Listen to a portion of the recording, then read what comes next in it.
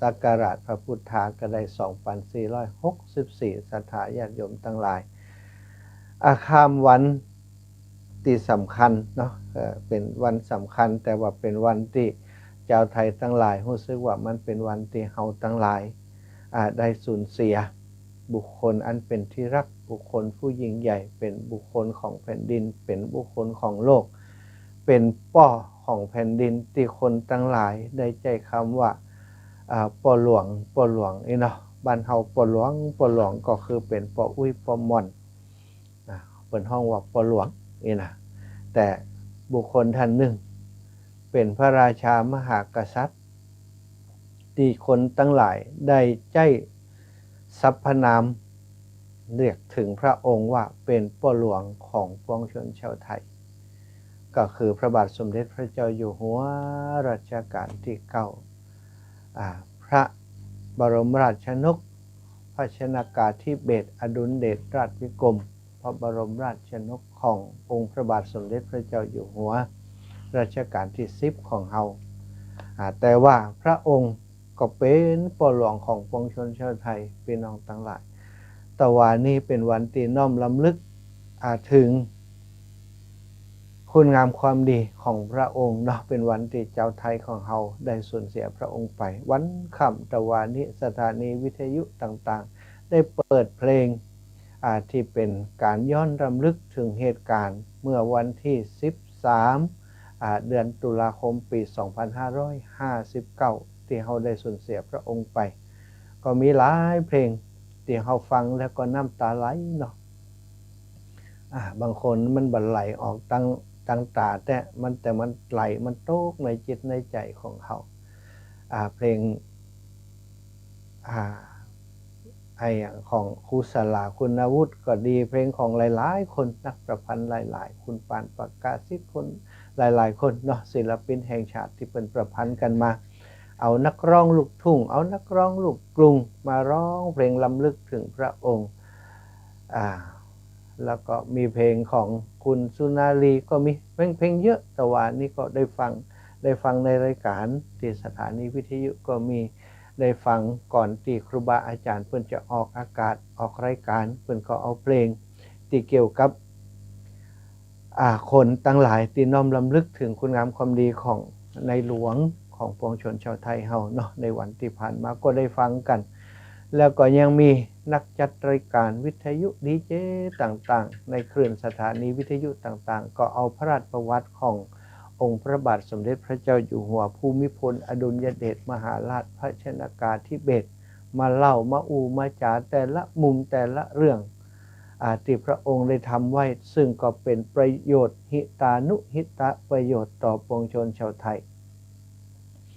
บ่เท่าแต่นั้นผลงานพระราชภารกิจของพระองค์พระราชดำริของพระองค์ยังส่งไปถึงต่างประเทศเจ้าต่างประเทศหลายประเทศด้วยกันเนาะที่ได้เลื่อมใสในปฏิปทาของพระองค์แล้วก็นำโครงการพระราชดำริขององค์พระบาทสมเด็จพระเจ้าอยู่หัวไปแก้ปัญหาเรื่องภัยแล้งก็ดีเรื่องการบริหารจัดการน้ำก็ดีในประเทศของเพิ่นอย่างเช่นท่านประธานาธิบดีของต่างประเทศรัสเซียเนาะรัสเซียหรือโซเวียตเก่านั่นนะเพิ่นก็เอาโครงการของในหลวงไปทำที่ประเทศของเพิ่นอย่างเรื่องของเศรษฐกิจพอเพียงเรื่องการแก้ไขปัญหาน้ำไม่กระทั่งเรื่องของฝนหลวงเนาะมีหลายประเทศที่เอาพระดำริของพระองค์เอาพระราชปัญญาที่พระองค์ได้ทำแบบแผนไว้นะเอาไปทำที่ประเทศของเพิ่นก็เพิ่นก็ถือว่าในหลวงเป็นคนของโลกเนาะเป็นพระราชาของโลกเป็นพระราชาที่มีคุณูปการต่อเจ้าโลกทั้งหลายอันนี้ก็องค์การยูเนสโกนะบ่ใช่เกิดจากคนไทยเฮาว่าเองแต่องค์การยูเนสโกแล้วก็ประธานาธิบดีของประเทศรัสเซียเพิ่นยกย่องสรรเสริญไว้โดยแล้วก็ประธานาธิบดีของประเทศจีนก็ดีสหรัฐอเมริกาก็ที่ประเทศใหญ่ๆก็บอกว่าถ้าเฮามีพระเจ้าแผ่นดินพระเจ้าอยู่หัวแบบนี้อยู่งานแบบนี้คงจะทำให้โลกของเฮาเจริญรุ่งเรือง ประเทศไทยของเราสถาพี่น้องทั้งหลายในยุคแห่งการเปลี่ยนแปลงนะที่พระองค์ได้ขึ้นครองราชย์ในช่วงต้นของการครองราชย์ของพระองค์เนี่ยก็มีปัญหาทั้งการเมืองมีปัญหาทั้งเศรษฐกิจมีปัญหาอย่างมากมายโดยเฉพาะเรื่องการเมืองในขณะนั้นเป็นช่วงของการเปลี่ยนแปลงการปกครองใหม่ๆเนาะบ่เหมือนเมื่อนั้นเปลี่ยนแปลงการปกครองจากสมบูรณาญาสิทธิราชย์มาเป็นการปกครองแบบประชาธิปไตยซึ่งการเปลี่ยนแปลงอย่างใหม่ๆเนี่ยบางครั้งคนที่เคยปกครองมาก่อนยังตั้งรับบ่ได้เตื้อที่จะต้องสูญเสียอำนาจไปสูญเสียอย่างต่างๆไปมากมายก็ฮับบ่ได้ก็ทำให้การปกครองในช่วงตรงๆเป็นไปด้วยความยากลำบาก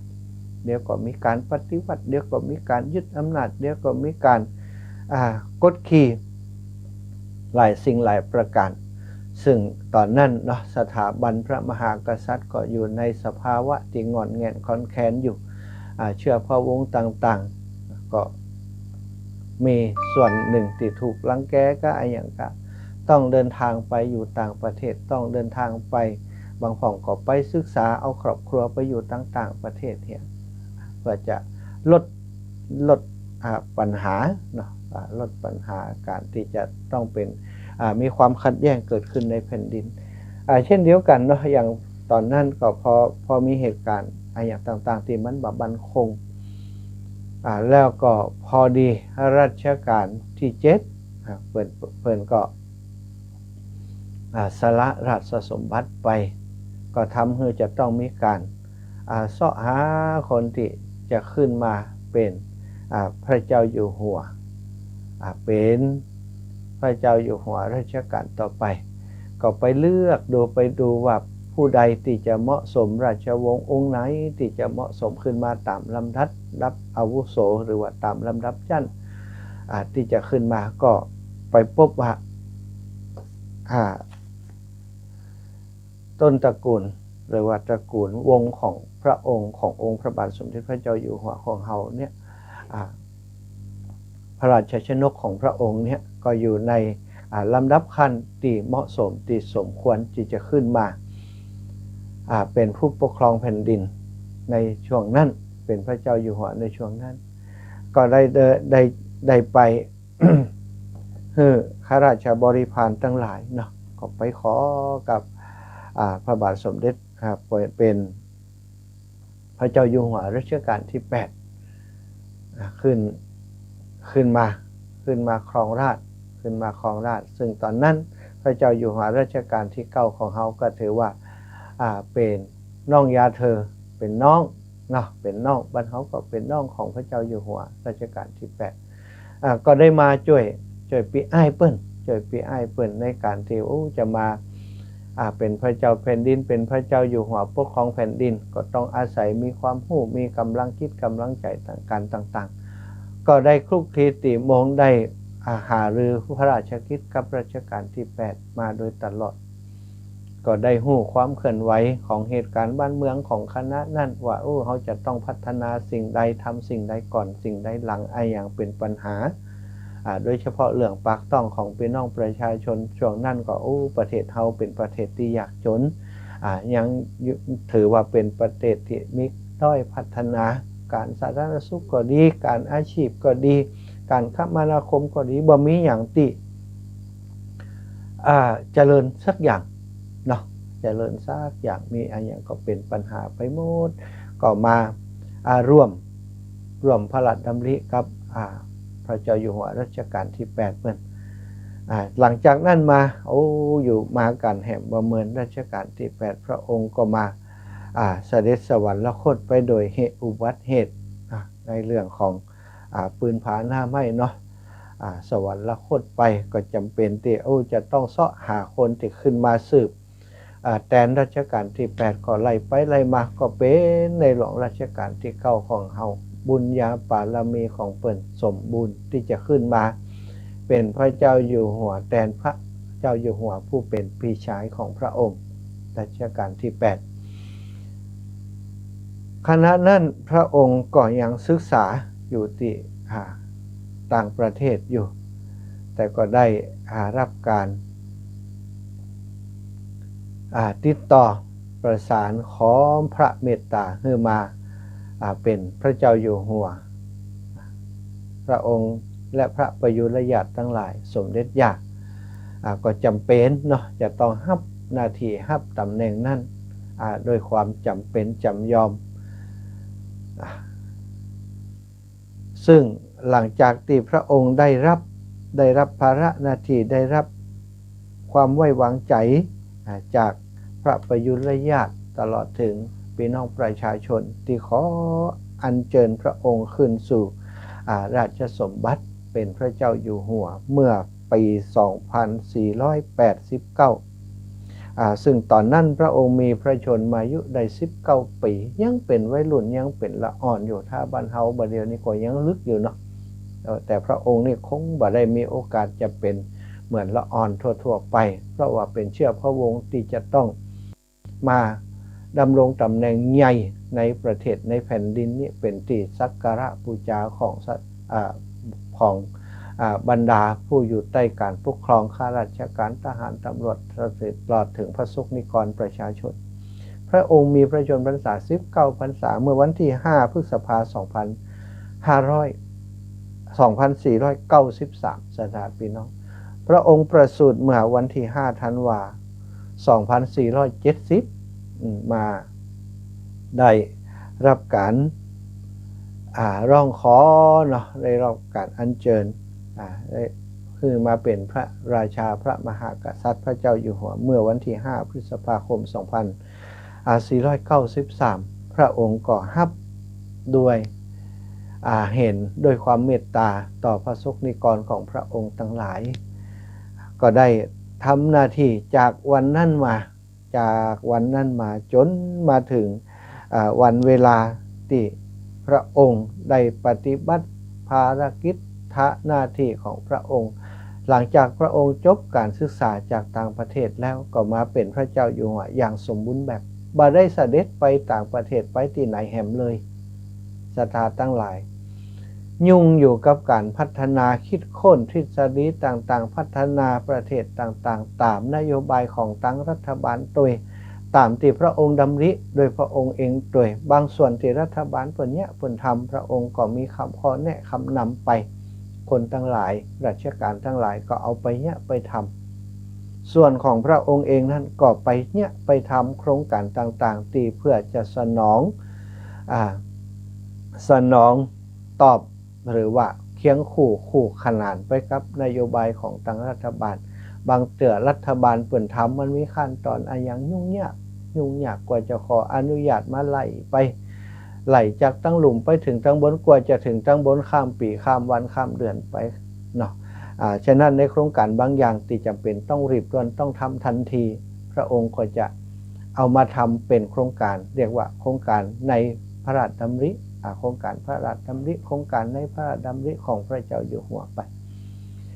ศรัทธาญาติโยมในช่วงแรกๆสมัยแรกๆที่พระเจ้าอยู่หัวพ่อหลวงของเราได้ทำโครงการต่างๆนั้นบัจจัยว่าจะสะดวกสบายนะ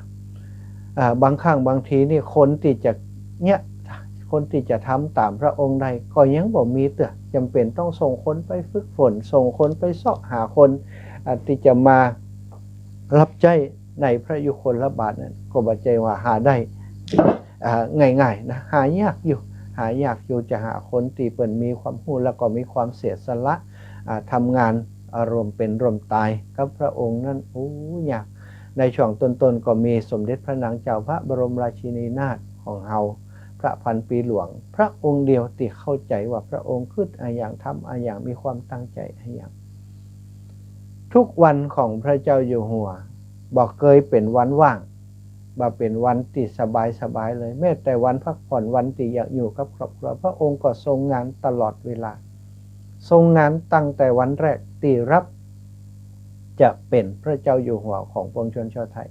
ทรงงานตั้งแต่วันนั้นมาก็ทรงงานมาตลอดบ่ว่าเรื่องอะไรอย่างเนาะพระองค์มีพระอัจฉริยภาพ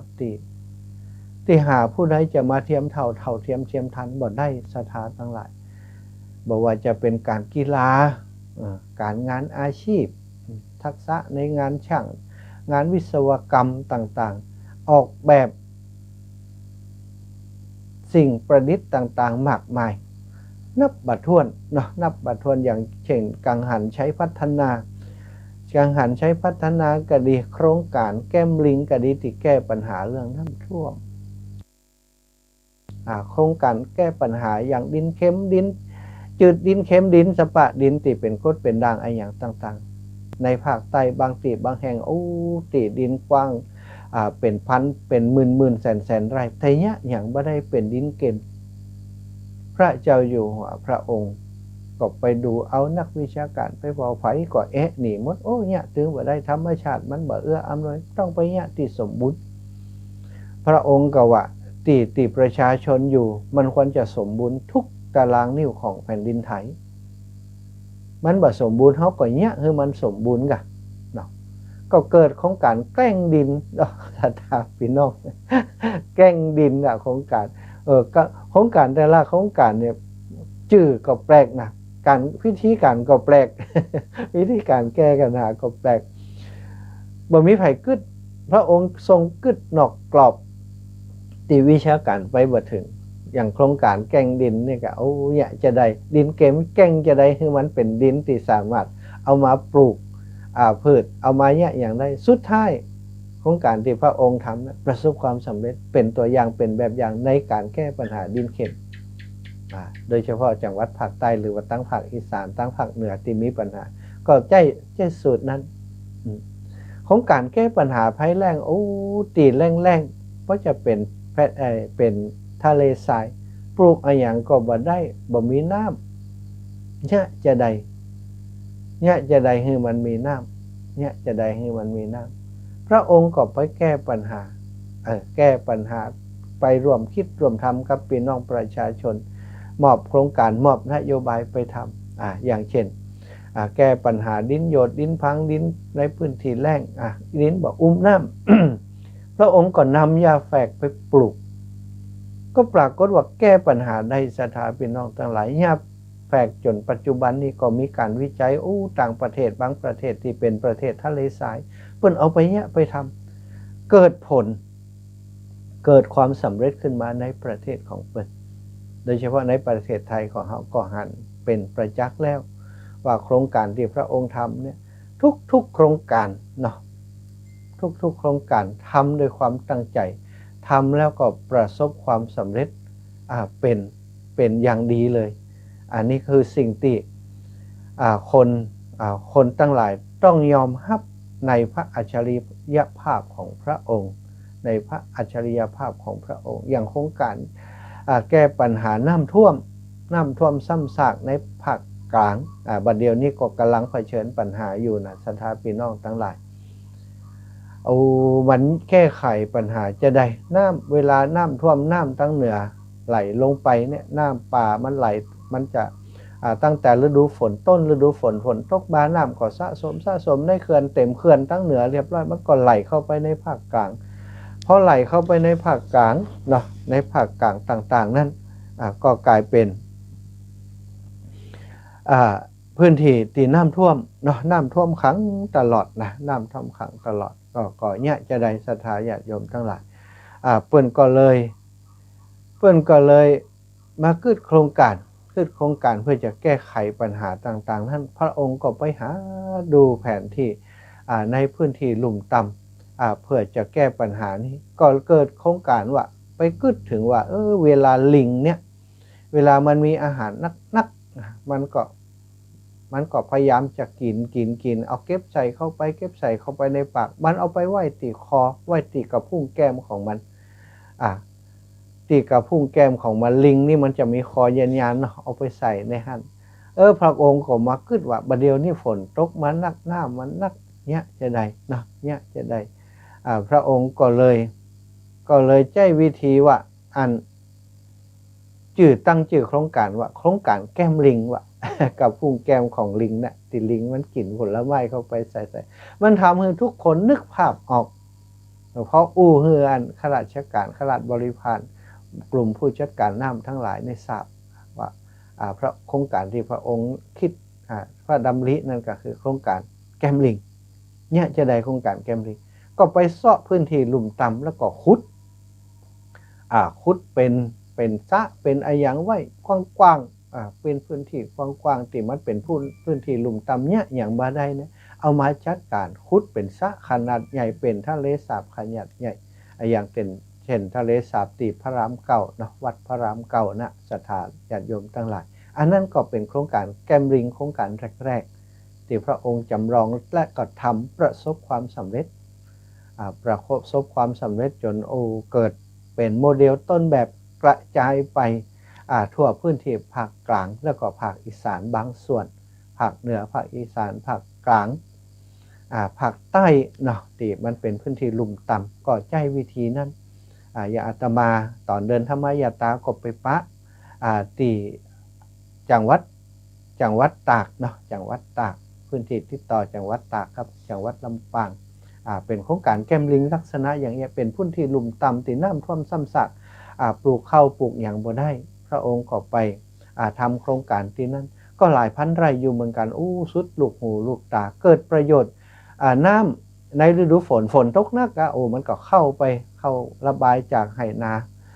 ป่าตั้งของพี่น้องประชาชนลงไปในโครงการแกมลิงที่หั่นอาตมาจำชื่อไม่ได้ตอนนี้มันจำมาได้อยู่มีอยู่ที่จังหวัดติดต่อจังหวัดตากเนี่ยกับจังหวัดลำปางเนี่ยเป็นโครงการขนาดใหญ่ก็ได้สอบถามประชาชนที่มีพื้นที่อยู่แถวนั้นอาตมาได้เดินรอบๆไปเดินผ่านไปรอบทั้งหมดเลาะไปอีกนะก็ถามเป็นว่าแก้ไขปัญหาอย่างใดจะได้บอกคนทั้งหลายก็ว่าแก้ไขปัญหาได้นาบ่ก่อนบ่เคยทำให้ทำนาได้เลยแต่บัดเดียวนี้ทำให้ทำนาเนี่ยให้ใส่ส่วนปลูกพืชพักผลไม้อย่างต่างๆได้ผลหมดหวานก็ได้รำลึกนึกถึงพระคุณของพระองค์อย่างหาที่สุดบ่ได้พระสกนิกรแถวอย่างตำบลวังหมันเนาะแถววังหมันนั่นนะแถววังหมันประมาณแถวนั้นเตี่ยอาตมาไปก็ได้ประสบการณ์ชีวิตอย่างจัดนักเหมือนกันที่เดินผ่านโครงการพระราชดำริครั้งนั้นไปอันนี้ก็คือสิ่งที่พระองค์เนาะได้ทำให้กับพระสกนิกรชาวไทยของเราในเรื่องของโครงการต่างๆที่พระองค์ได้ดำริได้คิดได้ทำไว้จึงแบบแปลกใจศรัทธาพี่น้องทั้งหลายที่พระองค์ความทรงจำอาตมาคิดว่าพระสงฆ์นิกรชาวไทยทุกคนที่ร่วมสมัยอยู่กับพระองค์โดยเฉพาะอีปออีแม่คนเฒ่าคนแก่ในรุ่นราวเข้าเดียวหรือว่าในวัยใกล้เคียงกับพระองค์ได้สวรรคตเมื่อวันที่13ตุลาปี 2559ในวันที่พระองค์มีอายุชนอายุได้89พรรษาก็คนอีปออีแม่ก็หลายคนที่ประเดี๋ยวนี้อายุได้90เนาะ90ปลาย100ก็มีที่ฟังรายการอยู่บางฟองก็80 70 80ปลายก็ถือว่าเป็นผู้อยู่ร่วมสมัยกับพระองค์ได้หันพระจริยวัตรได้หันพระราชกรณียกิจที่พระองค์ได้ทำในรุ่นของอาตมาภาพก็ยังได้หันก็ถือว่ายังได้ใกล้ชิดพระองค์หลายครั้งด้วยกันได้เข้าเฝ้าที่ในคราวที่พระองค์เสด็จมาเปิดอ่างเก็บน้ำก็ดีเปิดในพื้นที่ของอำเภอเมืองปานอาตมาได้เข้าเฝ้า2 ครั้งแต่ไม่ได้อยู่ใกล้นะไปกับคณะครูเปิดไปกับครูไปกับเพื่อนนักเรียนไปเฝ้าที่อ่างเก็บน้ำแม่กาน้อยที่ตำบลแจซ่อนอำเภอเมืองปานตอนนั้นเป็นอำเภอเจียห่มจังหวัดลำปางเนาะแล้วก็มาอ่างแม่มานที่อำเภอเจียห่มจังหวัดลำปางก็2 ครั้งนะได้เข้าเฝ้าแล้วก็ตอนอื่นๆอีกก็ได้เข้าเฝ้ารับเสด็จพระองค์แต่บ่ได้ใกล้ชิดหรอกศรัทธาญาติโยมทั้งหลายก็เหมือนศรัทธาญาติโยมทั้งหลายที่เคยได้เข้าเฝ้าก็คงมีหลายๆคนที่เข้าเฝ้าใกล้ชิดเนาะที่ฟังรายการอยู่พระองค์บ่ได้เลือกที่รักบ่ได้มักที่ชังลูกพระองค์คิดว่าประชาชนพระสงฆ์นิกรในประเทศไทยของเขาเป็นลูกของพระองค์หมดพี่น้องศรัทธาเพราะฉะนั้นมันจึงการทำงานของพระองค์เนาะพระราชกรณีของพระองค์ที่ทำตลอดพระชนมายุของพระองค์นั้นมันเข้าไปอยู่ในจิตในใจแม้แต่ช่วงที่พระองค์ทรงประชวรนักอยู่ที่โรงพยาบาลศิริราช สมเด็จพระเทพนำมาเล่าว่าบ่มีสักวันที่บ่ทรงงานที่จะบ่ถามถึงกรณียกิจต่างๆหรือว่างานต่างๆที่ได้ดำริไว้ได้ฝากไว้ได้ทำอยู่ในขณะ